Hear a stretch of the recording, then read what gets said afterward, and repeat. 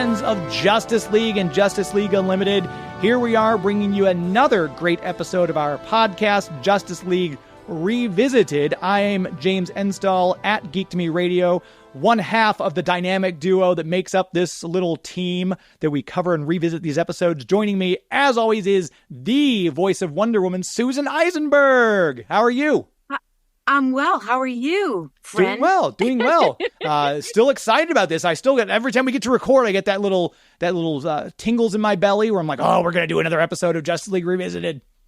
I'm the same exact way. I love doing this. I can't tell you how much I appreciate that we're doing this together, because we talked about doing something for a long time, and then this idea came to us, and it is so much fun doing and being able to talk to these people. How lucky are we that we get to talk to writers and the directors and actors, and today we're talking to the musicians. And that, I mean, for some, we love the theme songs of these shows. We love the music of these shows. So to be able to talk to our guests today is such an honor. And I'm just giddy. I'm giddy.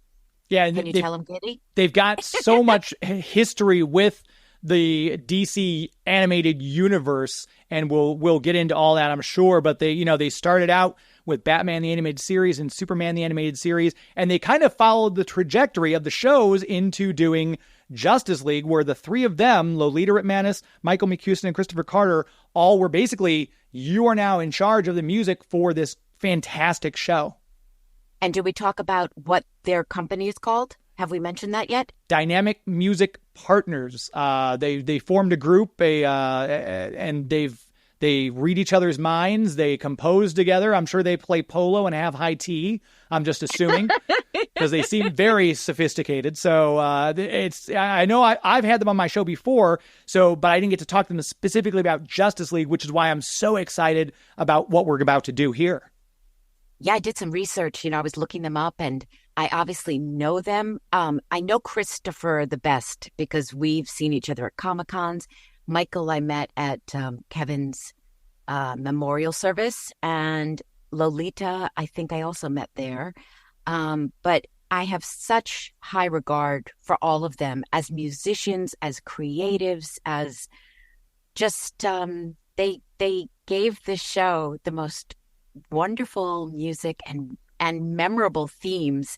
And I have looked forward to this particular show for a really long time once we decided to do this. So beyond excited that they're going to be joining us. And hopefully we were supposed to have Lolita on today.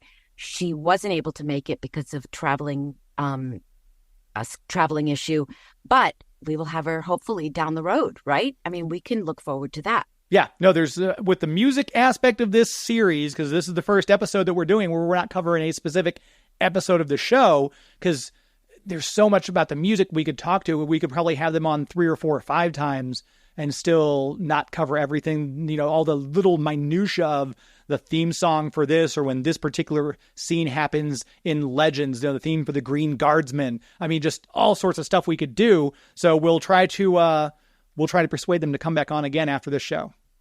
And the fans know the music. Like, they know it. They know the music cues. They know when a motif is used and something is, I mean, that's what I'm hoping the fans will love it and just enjoy it as much as we're going to enjoy it. So stay tuned, because they're coming up. Yeah. And without further ado, right now we're joined by 2/3 of the Dynamic Music Partners. We've got Michael McCuiston and Christopher Carter on with us, missing, of course, Lolita Ritmanis, but hopefully we'll be able to pick her up at another time, talking about the music of this beloved series, Justice League. They also did Justice League Unlimited, which we might dovetail into. We'll break our rule of only covering Justice League for the first series, because we've got the music for both series. We might as well have them on. So please welcome the Emmy Award-winning composers, Michael McCuiston and Christopher Carter, to the show. Thanks for coming on, gentlemen.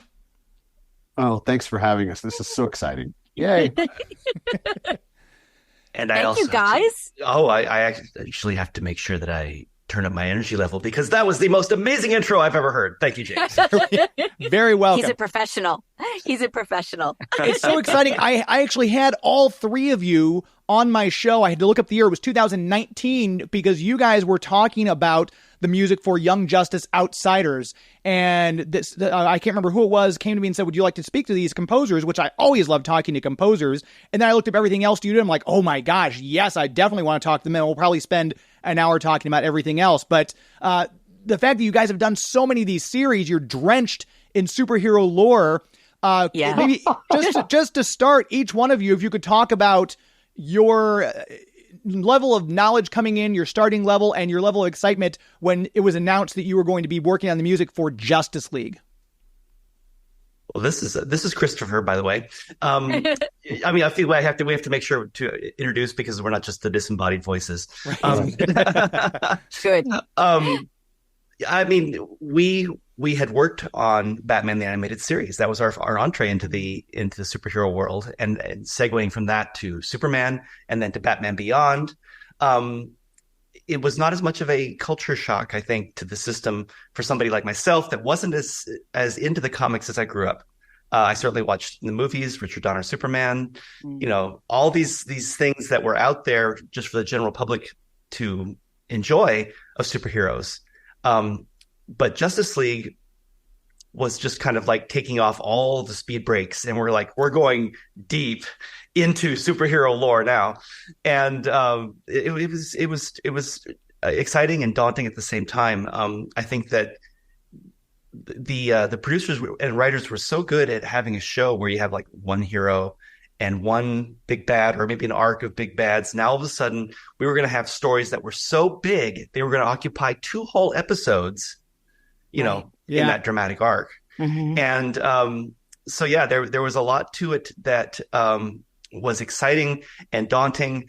And also it was a shift in the way that we were going to produce the music, because we were due to some changes at Warner Brothers, we were no longer going to have the orchestra that we had enjoyed for Batman and Superman.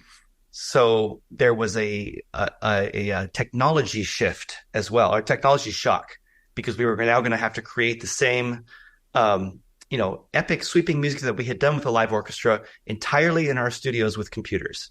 Wow. That is a shift, I have to say. And, reading that you were at Warner Brothers, it reminded me of the old time studio system where there were composers working. You would see the same names in every credit for movies from Warner Brothers, Columbia, 20th Century Fox. You would see the same people working on, whether it was the makeup department, the music department, because they were under contract for the studio. So they worked on all these projects. Was it similar at Warner Brothers when you joined that you did, or was it you had to be chosen? How did you get Batman and Superman, the animated series? Was it just a product of you being an employee at Warner Brothers at the time?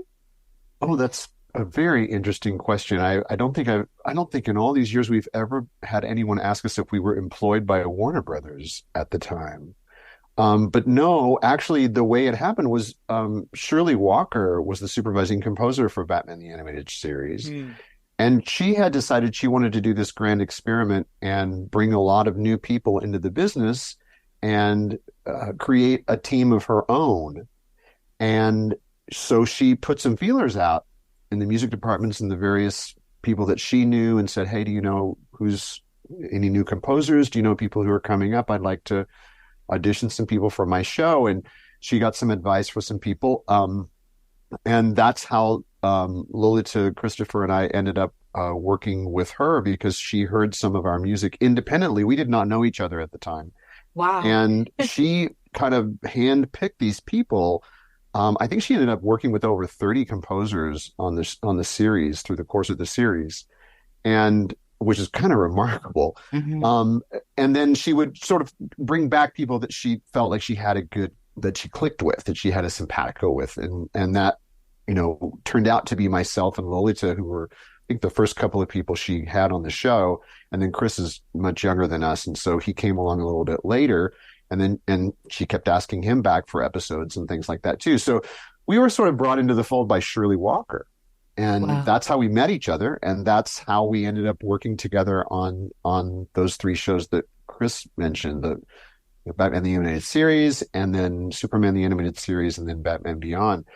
But just, bringing it back to Justice League, the other thing that was amazing, not only did we have to gear up and really all of a sudden learn all this technology, which was brand new, by the way. I don't think it had been out for more than a couple of years. Some of this hardware had just been invented. And so we had to purchase all of that and get all that up and running in our studios. But it was also the first time the three of us worked together on a show without Shirley Walker supervising. So we were it was our maiden voyage as the three of us. With the software, that major shift from having the orchestra, was it, as you said, because the technology was new and this was the direction music was going? Or was it, hey, we don't have to pay a full orchestra? Because we know the studios sometimes aren't always generous with the way they spend their money. Was that a result of downsizing costs, especially with the growing cast that you had of voice actors on Justice League? Or was it simply, here's where technology's headed, this is what we're doing? I think it was both. I think they saw the future, and I think they saw an opportunity. And I think they seized that opportunity to kind of force an evolution, as it were. And as creative people, we love challenges, and we didn't love not having live musicians, that's for sure. But we sure loved the idea of creating something new and something different. And it was an opportunity to do a different approach to writing and a different approach to producing the sound of the show. And it's always great for each show to have its own identity. Sure. And this certainly contributed to this, to Justice League having its own identity. I have to ask because I just can't think of anything more thrilling than being in a room with a live orchestra and conducting the orchestra. That's extraordinary to me. I know it's not Justice League, but what was that like, being in that room with a full orchestra and writing music and then seeing it come to life with this full orchestra back, when you were first starting? What was that like? Anytime you can have any musician, yes, breathe life into what you've created, it's already going to kind of, it's going to become to live in its own way. To get a whole group of people in a room that will breathe life into your music, it's indescribable. I mean, it really is a collaborative experience where you have had this idea, and then these people that have spent their entire lives refining their technique to be the best at what they do. And not only that, it's what's called sight reading. There's no rehearsal. These musicians are so good that they just sit down and they look at it, no matter how difficult it is, and they play it like they've been playing it all their lives. Okay, so forgive me for asking this question because I don't know too much about this process. Are you orchestrating to picture at this point when the orchestra is there? It has already been animated and you are orchestrating to that? All the music, I think there's different ways to write music to film.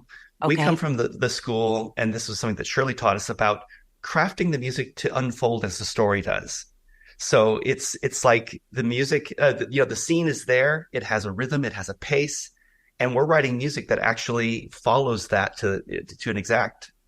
And so we're doing that in our home studio, sitting at the piano or wherever we are with pencil and paper and the computers to help with the synchronization of it. So when we get with the orchestra, it's more a matter of performing it in the speed that it has to take place to accompany the scene.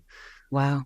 And to elaborate on that a little bit, and people may have seen pictures of this online or something, but we, as the composers, we all conduct, the three of us conduct. And so some composers don't conduct, but we do. And that's a big part of what we do, because we want to be there with the musicians to bring the score to life. And we want that direct contact between us, the people that wrote the music, and the people that are performing the music so beautifully. And so the setup is, you've got the scoring booth and then a big glass, right? And so the mixing board is in the scoring booth. And then in the recording room with the orchestra, you've got the composer on the podium and the orchestra. And then behind the composer, behind the orchestra, in front of the composer, but behind the orchestra is the huge screen. And Right. so as we're recording the music, the picture is playing behind the orchestra so that the composer at the podium can see the scene unfolding before them. So really, this is the moment where everything comes together about the picture, because this is when the emotion gets infused into the music. This is when the picture is going on the screen behind the orchestra. This is when the story is being put together. The whole thing is starting to come to life. There's a certain kind of magic that you can't have any other way other than to be there in that scoring stage and experience that live music being created in that moment. Chris, As you're describing this, I feel so emotional because I to be in that room when that was happening must have been just beyond thrilling. Because it's thrilling hearing you talk about it. And so I just, wow. To go from that to working on a computer, and doing it all electronically, good job, because that is a huge transition. Massive transition. No. I just want to say to your point about the transition, having the experience of being in front of the orchestra for nearly 10 years. Yes. And every 2 weeks, an orchestra, right? And having that experience for all that time really informed our writing and our ability to bring something to life without the musicians. It will never be as great as it could be with the musicians, but at least we had that 10 years of education on how great things can be, and we were able to put as much as that as we could into the technology. Mm-hmm. And James, I know you want to go on. Let me just add one last little follow-up, because this is a topic where please. Live musicians is something we're obviously very passionate about. Yes, We didn't write any different for the computers. We still were writing a symphonic, and it's as though we were going to record with the orchestra at the end. And more recently, we've had opportunities to present concerts, live concerts. I knew we were both thinking this. Michael's eyes are lighting up too. We've had opportunities to present live concerts of our music that we did on the synths for Justice League and Unlimited. And in fact, that music is available for rental. For orchestras anywhere can actually play this music live. But the first time that we performed it, we premiered it, people were asking, oh, well, does it sound different than you were expecting? We're like, no. I mean, we literally took the music that we wrote for Justice League and put it in front of the musicians without any changes. And it sounded as, so the concept was always as symphonic and live as we, we didn't change that at all just because we were working with computers. I just had a question about the point that when you were doing the composing and you mentioned having it and having the screen. Chris, I think you posted on social media not that long ago, you were having a chat with somebody about, I can't remember what the series was, but something got edited. So you had to actually go back and either take part of the music out or rewrite part of the music. That's got to be incredibly frustrating for those last minute changes when you feel like you've got everything down. Because I always say composing and doing music is like speaking Latin while you're, writing a unicycle. It's just the amount of brain power you've got to do. So what is that like when you had those last minute edits? That has to be so frustrating. It's not so much frustrating. And this was actually in response to talking about Batman Beyond Return of the Joker. That was it. Which right before its release in 2001, I want to say it was the Columbine tragedy that happened. And there was a broad reaction in the industry about violence in cartoons. And so they had, they put that movie through a bunch of edits to try to tone down the violence that they perceived that was there when you watched it. But we had already recorded the orchestra, and there wasn't, a budget to go back and have all new recording sessions with the way the music had been changed. So that required taking the tracks of the audio and snipping here and there to make it so it would fit the new picture. Mm-hmm. If it was something that happened before we recorded, it would not have been that difficult to just kind of adjust my writing. It was just because we had already done those orchestra sessions and we couldn't do new ones that it was the much bigger challenge. Wow. Yeah. Awkward pause because we're talking about violence in cartoons. Look at that. Yeah. And I'm not sure if violence in cartoons, because I grew up watching Roadrunner and Wile E. Coyote. I never dropped an anvil on anybody. So I don't know what all this talk about violence in cartoons is, personally. I think there was an understandable reaction to try to reduce the chance that you might be blamed for something. So it's like kind of everybody wanted to like take 5 steps back, Yeah, just make sure there's a ton of room to navigate around as people were trying to figure out what this all meant. absolutely. And rightfully so, I think, in that moment. It's like it's just showing sensitivity in that moment. Yes. So were all those musicians out of work once I mean, they obviously worked on other projects, but that job that they were doing for Superman and Batman, they were no longer doing that for Justice League. Is that correct? All those That's correct. musicians? Okay. It's correct in technically, Right. but thankfully the industry was thriving at that point, and there's always more shows and more things to do. So where one show, the series ends, another show begins, and these musicians are not employed by the studio, Hmm. and they are freelance just as we are. And so they get calls for various projects for various studios, across town and sometimes even around the world. And so their schedules would just be filled by something else. I mean, we always want to employ musicians whenever possible, not just Hmm. because it's great to, keep them working, but because it makes the music better. I mean, Hmm. that's what you want. You want the Of best course. possible quality product.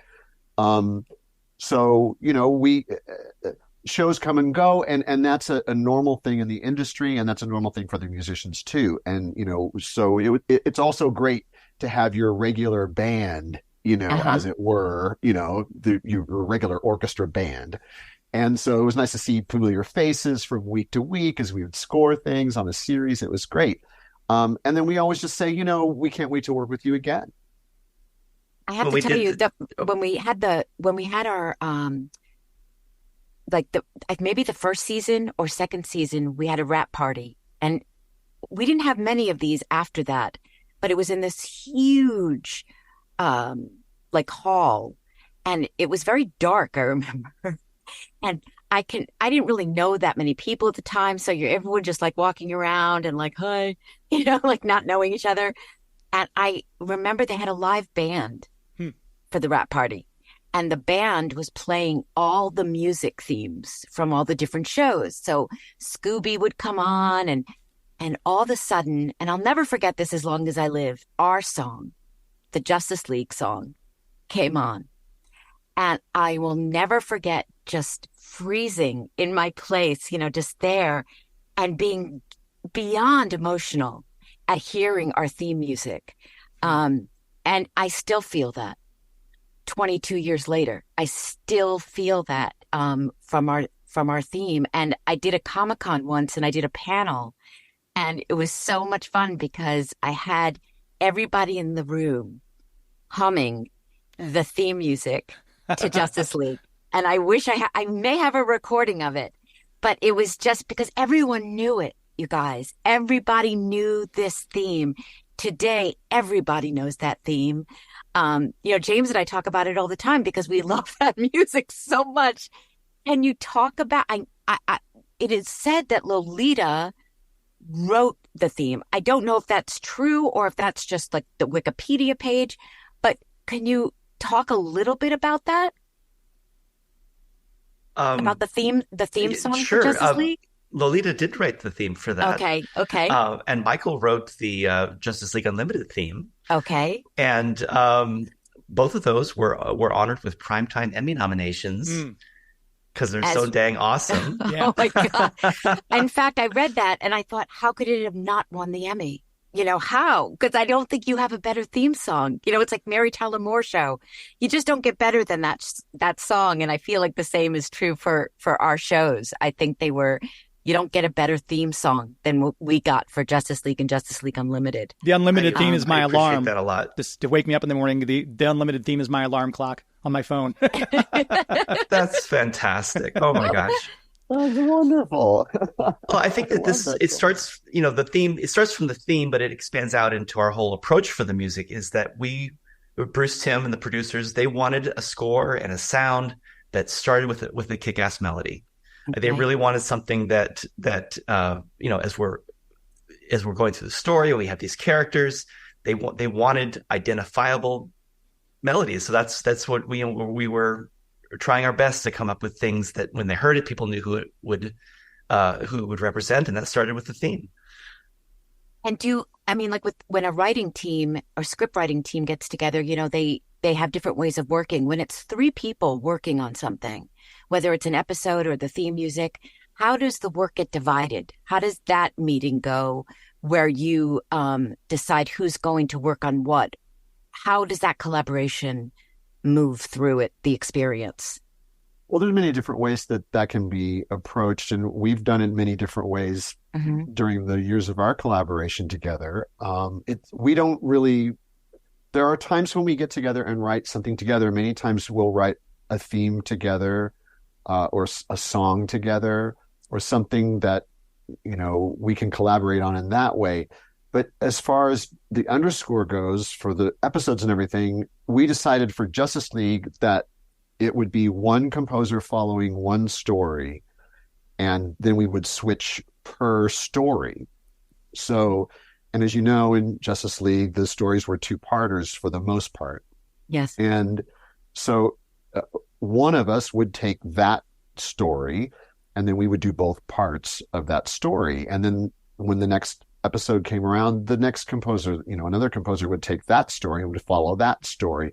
And the episodes they didn't come in order, and things didn't happen all in order like it is in that nice and tidy list. And so, it's just this production. So it comes in when it comes in, and you do it when you get it. And you it's a lot of work, and it's a lot of consistent work, and you can't just let things sit around. So inevitably, the three of us would be working mostly at the same time, but on different stories. On different episodes, and we would rotate through that. And then, there might be a little break before you do the next one because the next one hasn't come in yet, and then you'd have a chance to exhale for a few days, and then the next one would come in and you start all over again.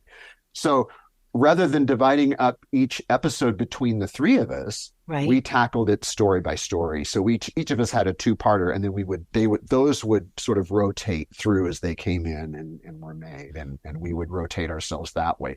And I think that gave us the opportunity too to kind of create a little bit of a micro-thematic world for each story. And if there was something special about that particular two-parter, then you have one composer doing that and bringing that sensibility to that entire two-parter. And that way there wasn't any, not that, I mean, we're like the Borg. We're all connected. Our brains are like hardwired into each other.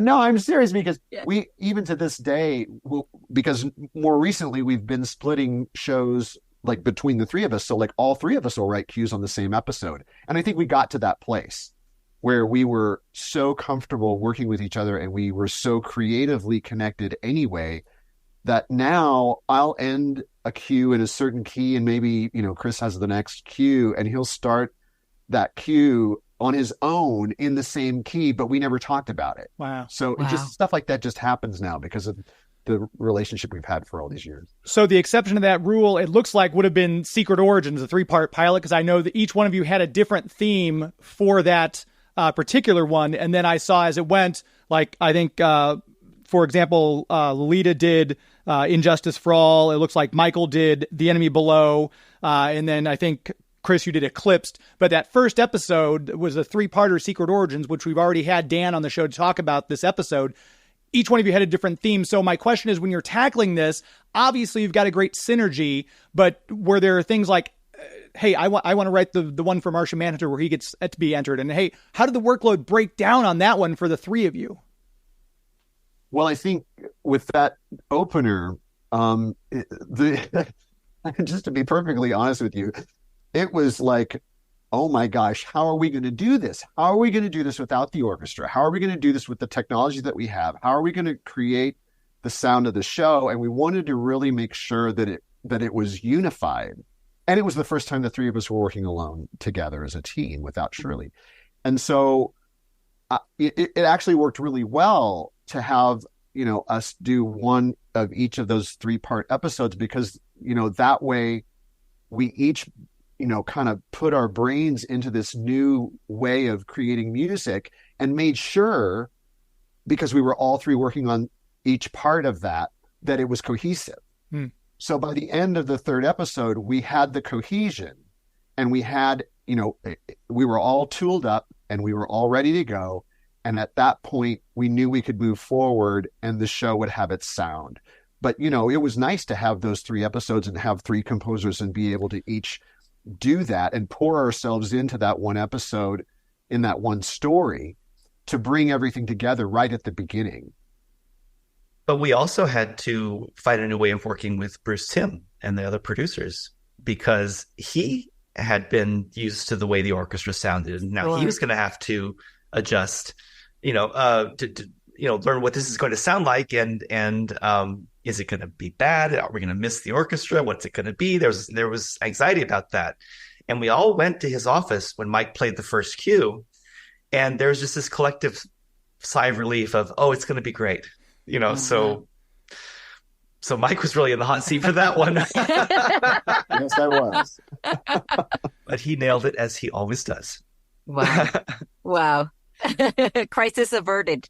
Right. Not Crisis on 2 Earths, is Crisis in Burbank office. Right. Sounds a little more, the stakes were higher in the Burbank office, I think, from the sound of it. We were all nervous. I mean, I was just as nervous as Bruce Timm was. I wanted it to be great too. I wanted it to be great for him. I wanted it to be great for the show. We knew how important the show was going to be. We didn't know it was going to be this. We didn't know it was going to have this kind of longevity, but we certainly knew that it was the successor to Batman and Superman. And we were like, and Batman Beyond too, in some ways. And we knew that there was a lot at stake, and we wanted it to be great too. So I think we were all relieved. Was there any fighting over episodes like, oh, you're going to have all the Injustice League introduced? I want that one. Or was it just assigned to you each randomly, no idea what the story was until you open the folder and here's what happens? I don't remember. I mean, I know that we didn't have any fights over it. I would say that something that's kind of characterized our working together all these years is that if somebody's really feeling something, creatively, we want to honor that. Yeah. We want to make sure that if somebody is already watching a certain episode or connects with a certain storyline or something, they're just like, I know what it has to be. Mm-hmm. We want to make sure that they get that, because that already is going to have such a built-in creativity boost behind it. Were you familiar with these characters, like very familiar with these characters before? I was familiar with the Super Friends. Right. Okay. So yes. That's about, I have you can't see it up in my shelf, but I have my, oversized Super Friends comic book from back in like the 70s. Oh, yes. Very nice. Like it was the one that had the dog on the front. Anyway, so Super Friends, that's what I knew. And then of course, this is not that. And so It was very important that it would not be that. And so I knew the characters, but I didn't have any clue that I was going to be writing music for Aquaman and chopping off his hand and his baby being in peril and like all this. I had no clue about that. So. We just spoke to Kevin Hops about that episode. We just had Kevin on, who wrote that episode. Wow. And actually, it was so interesting. He shared with us that originally he wanted Aquaman to cut off his hand, not for the baby, but for Wonder Woman. Oh, really? To save Wonder Woman, who was in peril at the time, because he felt like that had a different, like it would present the character differently. Like, of course he was going to save the baby, but when he saved Wonder Woman, people would see him in a different light, and it would cement that relationship with the League in a way that that happened, but just in a different timeline. So it was so fascinating hearing that from Kevin about like what he intended and what actually happened. Well, that would have affected the music in a very big way. I'm sure. Because that scene was all about family, and there was a family theme, and that family theme was played during that scene, and Bruce was adamant about the connection that Aquaman had to his family, and that was a big part of the story, and we talked about that a lot. And so that would have changed a lot. Yeah, but that's what's so fun about revisiting, if I may, these episodes, because you learn all these like little tidbits about what was intended or what was originally going to be done, from the writer, composer, director. And most of the time it's the actors that are being interviewed, and they're the ones that know, I think, the least about the production of the shows. I mean, it's not like we're in those story meetings or, we're there while you guys are fitting this stuff to picture. It's like we're not in the room when that happens. So James and I have learned so much since we started this. I don't know if we got an answer amazing. from Chris. How versed in comic lore were you before you got into the world of Batman and Batman Beyond and Justice League? Just from watching the feature films that were out there. Oh, that was it. Yeah. Was pretty much it. And I watched Super Friends too, but again, very different. So. Quite a different feel. I know that Kevin Conroy said that when he was auditioning for Batman, he's like, well, I only know the Adam West, and Bruce and Andrea were like, no, this is not that. This is not, they were doing serious, sometimes dark stories, but the gravitas of the Justice League, just a couple episodes we've already discussed, that level of seriousness was there throughout the whole thing, which I think as a composer kind of forces you to kind of take your mind in a different direction when you're composing something like Batman Brave and the Bold, which is very lighthearted, very upbeat and things like that. Oh, every producer has their own thing that they want to say with the show that they create and the stories that they want to tell. But ultimately, it's really the voice actors that make it this all, that really tell you what the tone is going to be like. And I just know that when we were scoring the episodes, the only sound that we have is the voice actors' performances and whatever's, been drawn on screen. And we got very deeply into what each line, is being expressed, how you're expressing it. And just every time we got a new episode, it was just such a joy to watch the story unfold with my favorite voices doing them, like you, Susan. Thank you, Chris. I have to tell you, when we did the Once and Future thing, that's what it's called, right? The Once? Yes, the Once and Future thing. Mm-hmm. That's the one with the cowgirl, like I'm dressed in the cowboy outfit? Yes. I have to tell you, the music in that episode jumped out at me because there were so many music cues that were so funny, like funny in that they're perfect. Like it was just so with the Western theme music and da-da-dun, da-da-dun, da-da-dun, da-da, and I just that has such I have such a soft spot for that episode, for all of the episodes, but that one, when I think of music, I think of that one all the time because of all the cues in that episode. Yeah, I mean, for a show that was so epic and at times very serious, that they could have fun like that without kind of bursting the bubble of the series was really it was a nice departure for something different, and getting to do Lolita's Justice League theme, like the Magnificent Seven. Yeah. I was really happy to have the opportunity to try something fun and different. I mean, can we talk about that? That was so brilliant. Like that. And I'm sure, because I'm not even like a nerd or geeky with this stuff. And the people listening can't see my face, but like I'm giddy. And, do you hear from the fans? Chris, I know you do Comic-Cons. Michael, do you do Comic-Cons at all? I mean, sure. Do you have a conversation with the fans where people come up to you and want to talk to you about the music in whether it's Batman or Superman or Justice League, where they want to talk to you about certain music in an episode that made an impression on them? I've absolutely been approached many times about the music for In Brightest Day and the Green Lantern theme. That was like kind of a big deal. It actually spanned decades, and people really connected to that. And I think, each one of us has things that we've done that are recognizable in that way. And it's always a joy that anybody has connected to the music like that, because it's when you're writing music for a movie, there's people go to the theater, everybody gets together in the theater, they get their popcorn and they watch the movie, and then there's these reactions that happen and everybody experiences those together.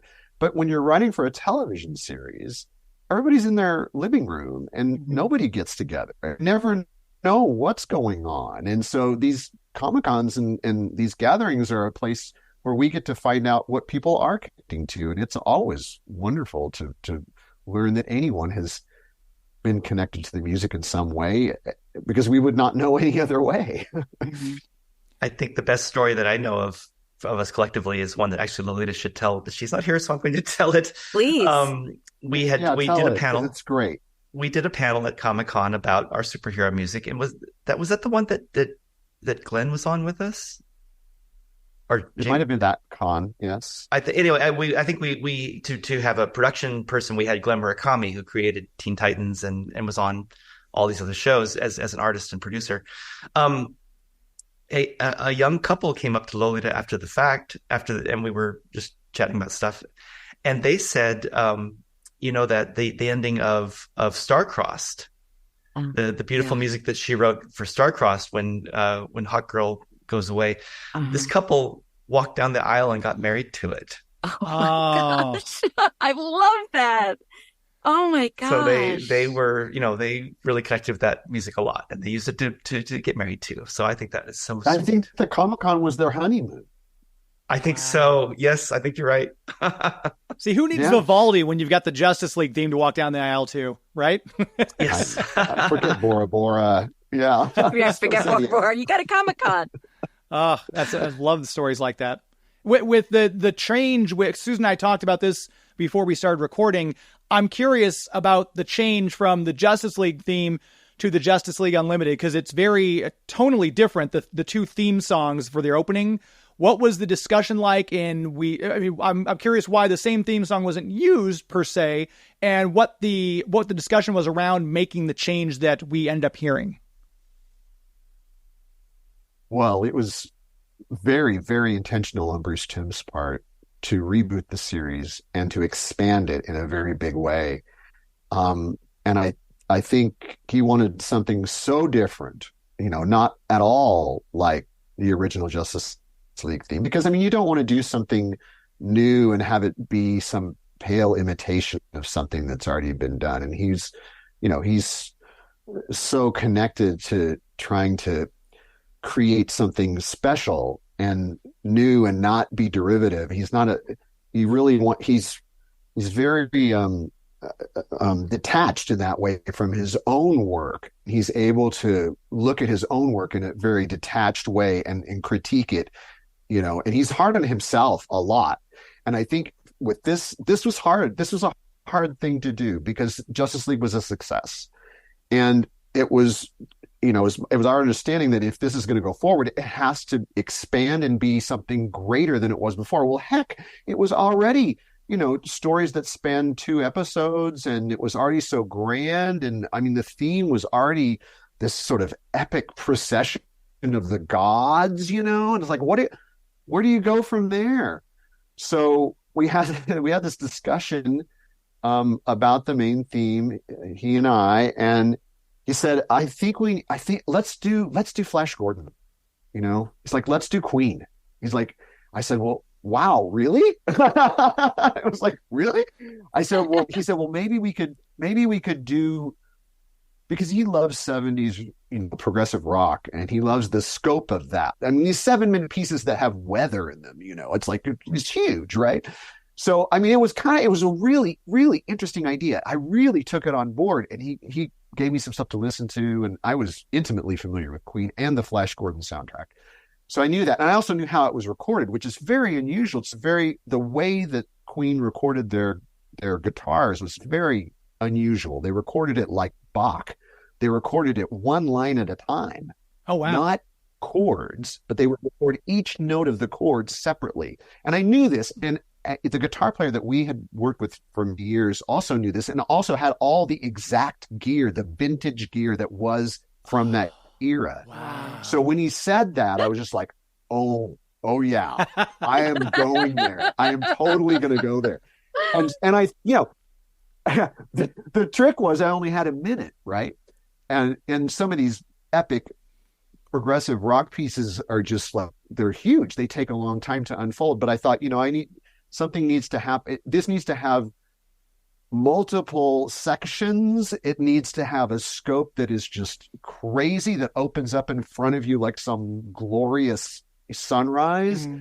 And so that was just the idea. And so I went away and I wrote this theme, and we tried several iterations of it, and we tried changing things and everything, but ultimately we ended up with the original version, and that ended up to be what we recorded. And Bruce was here in my studio when we recorded it. It was very important that we get the guitar sound just right so that it expressed that kind of glory that he was after. And so he was here when we did that recording session, which was very unusual because we would record one line, like I was talking about, note by note by note. He'd be like, I don't know what I'm hearing. I don't know what I'm just like, just wait.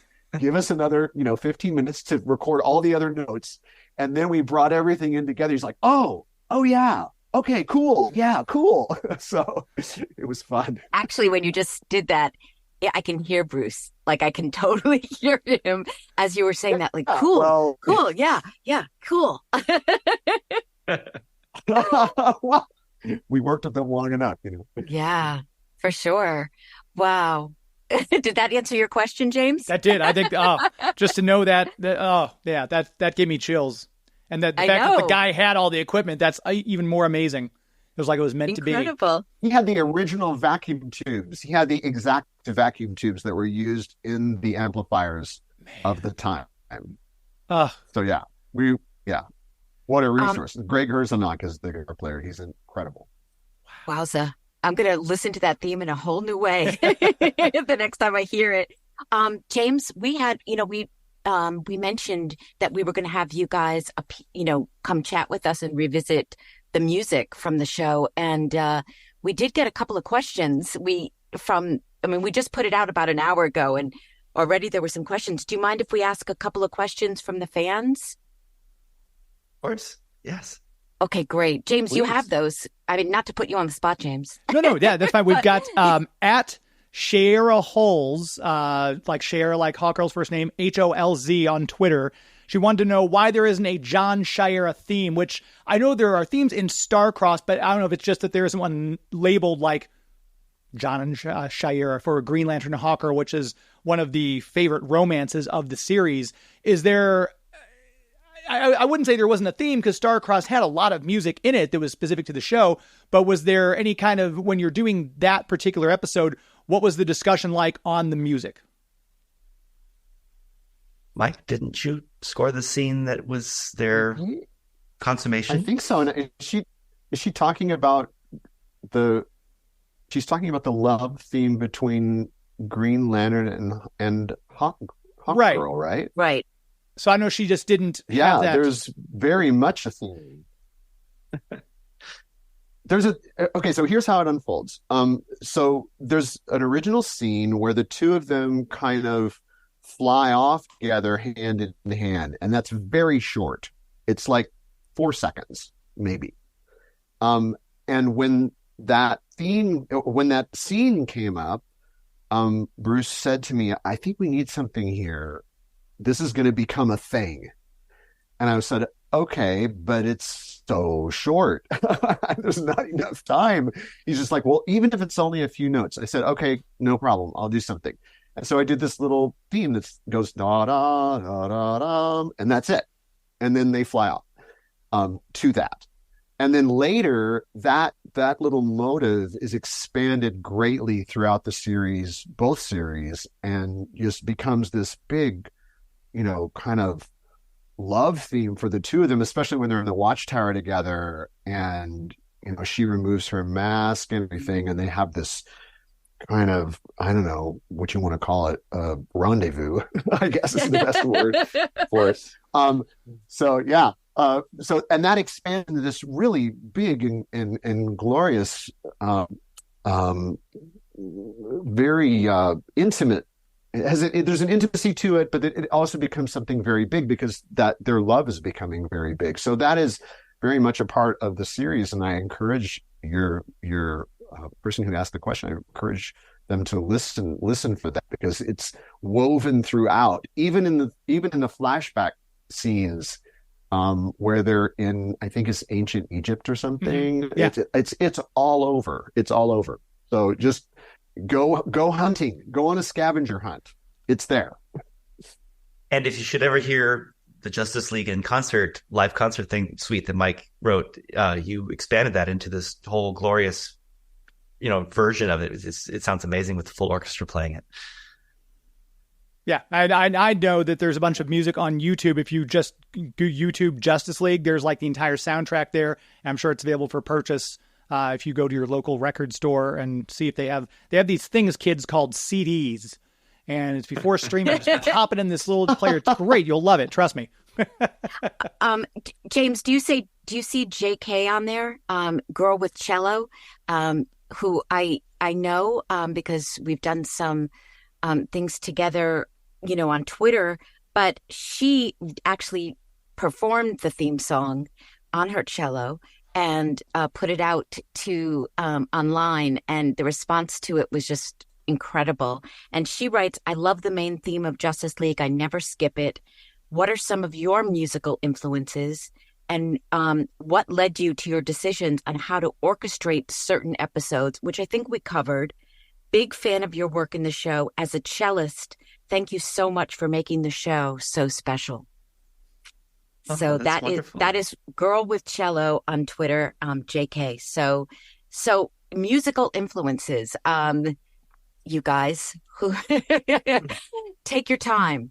Well, I definitely have to go and hear her performance. I'm looking forward to experiencing that. Yeah, she did that. I can send it to you, and it's wonderful. It's awesome. Tremendous. Yeah, I can't wait to hear that. A lot of people, by the way, have uploaded on social media their versions of the theme, and it's very special. Whenever anyone does it, there's just this group hug around them, because it's very brave to put something out there, as you know, especially on social media. And they obviously did it because they love the theme music so much, or the show so much, and people just respond to it so generously. So yeah, there's a lot of it out there. That's so cool. I mean, it means a ton that people hear the music and then want to, create their own version of it. That's so much awesome. So much.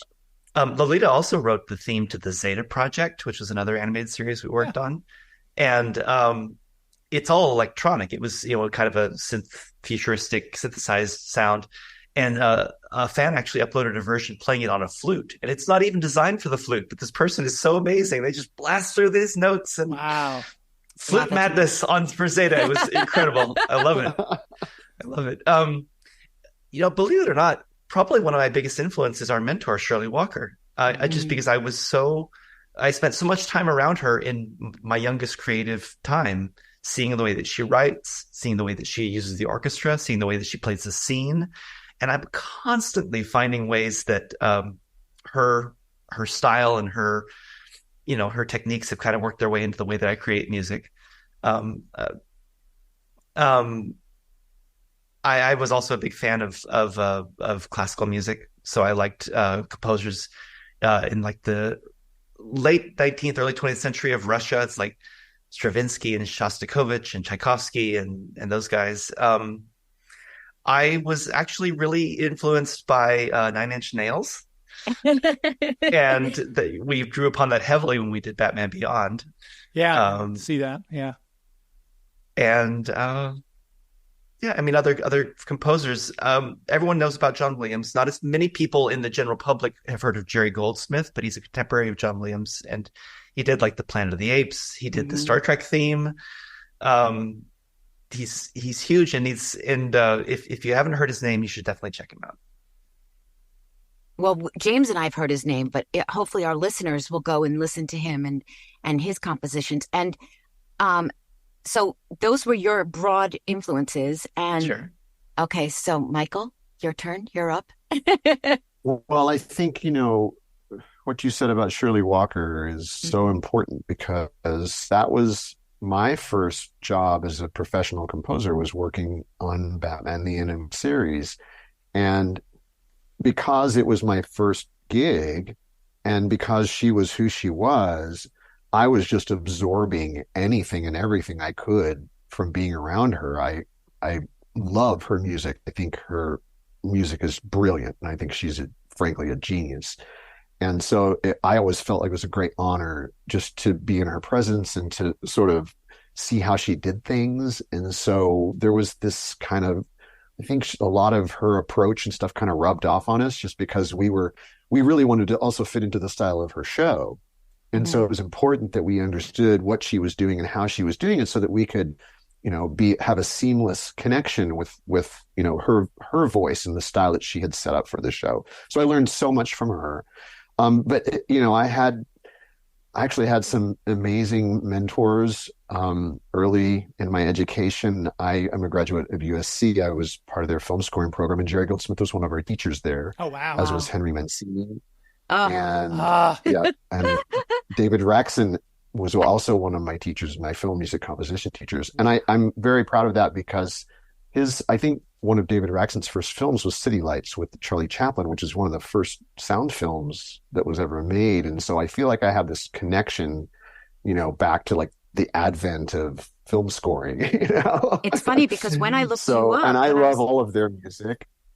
When I was looking you up, I saw David Raxon's name as one of your mentors, and I just have seen his name on so many films. I watch a lot of film noir and a lot of old films, and I've seen his name appear so many times, and it was like such a thrill to see somebody know who he was, and talk like it's just wonderful to hear his name mentioned. I don't think many people know him know his name, so it's nice to hear it mentioned. They may not know his name, but they certainly do know his Laura theme, which is, I think, at one time was the most recorded theme in history in terms of its different versions. More people have made a different version of Laura than any other thing that's been ever rearranged. It's like that's the most arrangements of all time. So they might not know his name, but they certainly know his music. So yeah, I mean, and I like Chris. I mean, actually, Chris and I went to the same school. So we both have composition degrees from University of North Texas, and so we both kind of we had the same composition teacher back. He's much younger, as I said before, so we weren't there at the same time, but we have sort of the same kind of what would you say, comeuppance, or we had the same path. We same teachers, same piano teachers, same composition teacher at university. And we were shown the same things when we were young and impressionable. Well, there you go. So, I mean, it's kind of great because now that, we've been working together for so long, we just have this kind of built-in language that comes from having the same teachers, really, frankly. So I'm also very influenced by classical music, but I also very much like, earlier film composers from the golden age. There are people like Franz Waxman, Bernard Herrmann, Alex North, big time. Those people, those were, I didn't know much about those people until I was in USC, and Fred Steiner was one of my teachers there too. He was my film music history teacher. And Fred, I think he did the theme to Perry Mason, like some amazing film music himself. And so there's that connection. And so I just, through him, I became inspired by all this music I just didn't know about, Alfred Newman and all these incredible composers from the golden age of film music. So that was a huge inspiration to me. And of course, John Williams, which that was the reason that I even started my quest to be a film composer, was because of the original Superman movie, the Richard Donner Superman. That score captivated me, and I didn't realize an orchestra could sound modern and still classic and be expressive in that way with new music that was not from 100 years ago. And I was fascinated by that, and that's what drew me into film music. And so from Texas to California. Right. Wow.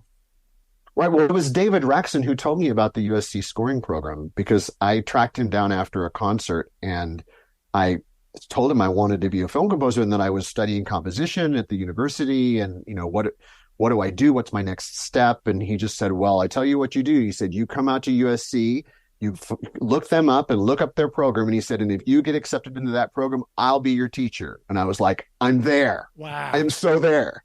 Wow. That's what happened. Wow. That's incredible. Wowza. Yeah. We've been at this for almost an hour now. I don't want to keep the two of you too much longer. We had a couple other questions came in that we've answered a couple already. At Anthony3270 wanted to know how you came up with the theme, which luckily we covered that earlier on. We have at Josh_Laborde, hopefully I'm pronouncing that right, Josh, wanted to know when you're giving the themes to different characters, especially that first 2 seasons, Superman and Batman already had existing theme songs. Was there a requirement to incorporate part of those themes, or was it this is a new show and everyone's getting a slight derivation of their original themes and then new ones for Wonder Woman, Flash, Green Lantern when they would appear or something like that? Or was it just episode by episode? That was something that we would discuss with Bruce Timm, because of course he shepherded all the shows. And yes, we did decide to bring over Batman and Superman's theme. There were some themes that ended up coming over from Superman. I don't think there were Batman themes that we brought over into Justice League. But yeah, it was honestly in a discussion with Bruce. Bruce would usually just say, I definitely want a new theme for such and such, and go to. And so then whoever was on that particular episode would create that, and then all of us would share that theme with each other to carry on in the series. And some of these themes ended up, didn't even know they were going to be themes, and they just continue onward. I worked on a animated Superman episode called New Kids in Town, which had the Legion of Superheroes. Yeah. And that I had a theme for the Legion that actually, it's the first notes that you hear in that episode when it starts. That ended up being in Justice League, and moving on even to Justice League versus the Fatal Five. So I mean some of those themes have had quite some legs to carry on in the series. Wow. And actually, we didn't even get to touch on Justice League versus the Fatal Five, but it was in my notes right there. I had it. I know it's in my notes too. We didn't get to it, and maybe when Lolita is back in town and we're able to have her on. I don't want to take advantage, you guys, but man, this has been so fun, and I could talk to you for another hour, at least. So maybe you'll come back when Lolita's back, and we can talk more about Justice League versus the Fatal Five, and also your origin stories, which I try to ask people, like, from childhood to where you are now in terms of how you moved through your life creatively, because I find that fascinating, and I know people love to know, like, how did you become what you are? How did you get to where you are? People really have such curiosity about that. So maybe you'll come back and share that with us down the road a little bit, if you don't mind. Not to put you on the spot. You can definitely count it as in. Lolita was very sorry that she couldn't join us. She, the travel plans changed, that she wasn't able to be here today. She would have tons of other perspective to add on the discussion of music for Justice League and Unlimited. And Justice League versus the Fatal Five, given that it's a direct connection to Justice League Unlimited, there's a ton of little music nuggets I know we'd love to share with you. Fantastic. Oh yeah, it would be awesome. Yeah, we'll definitely have you back. And we want to make sure everyone listening, check out, it's very simple. Dynamic Music Partners, just like it sounds, .com is the website. If you want to see more about what these two and Lolita have done, just amazing projects. We could have a Dynamic Music Partners podcast, for crying out loud, just to talk about all the stuff that the three of you have done. It's absolutely amazing. And I know I can see the look on Susan's face. I don't have time for a third podcast, Susan. Stop.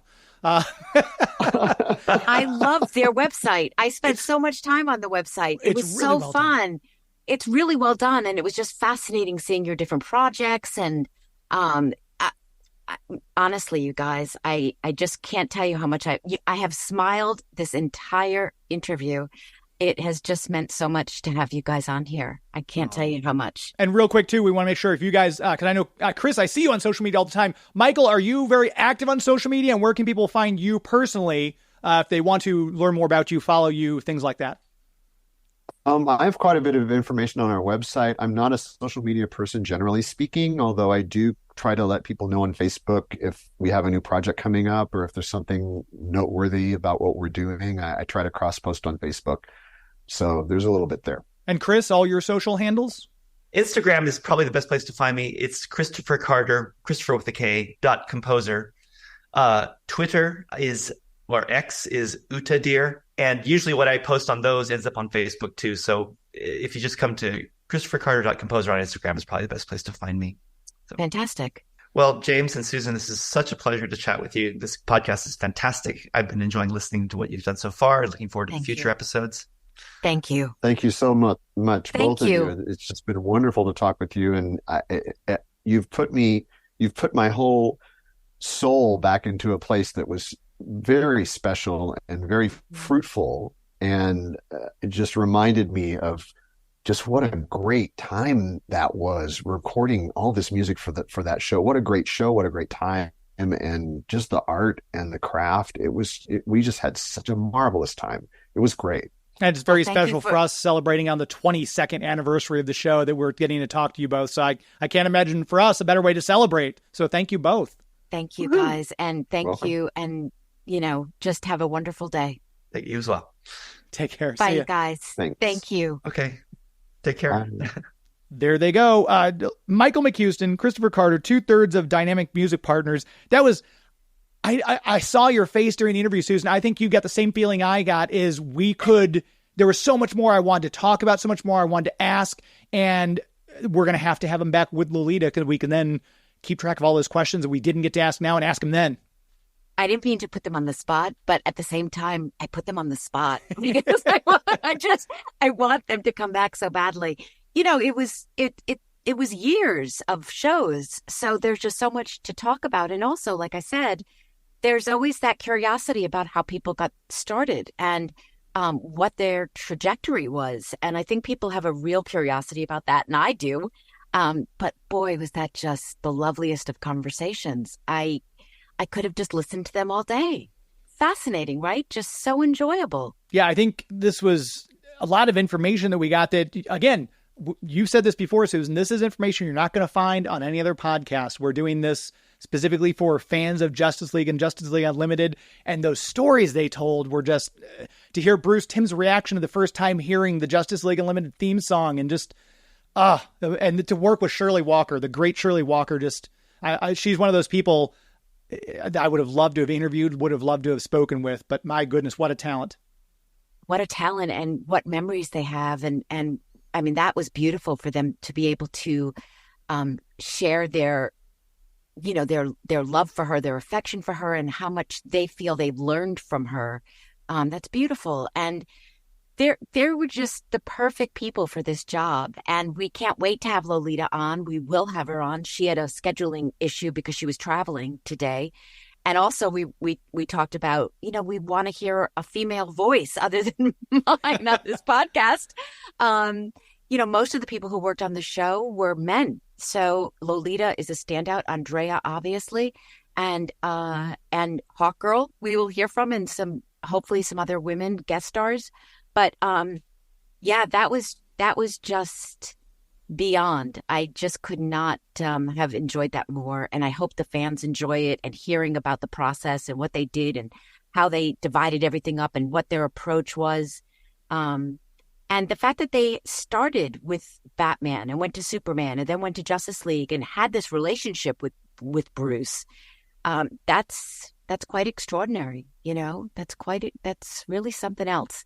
And the music, it just endures. I mean, the fans know that music so well, and that was such a pleasure, right? I mean, I'm like still like buzzing from it. Yeah, and true. Absolute truth. That is the theme song that wakes me up every morning when my alarm goes off. It's the Justice League Unlimited theme song, because it just snaps me right up, and I'm like, all right, let's start the day.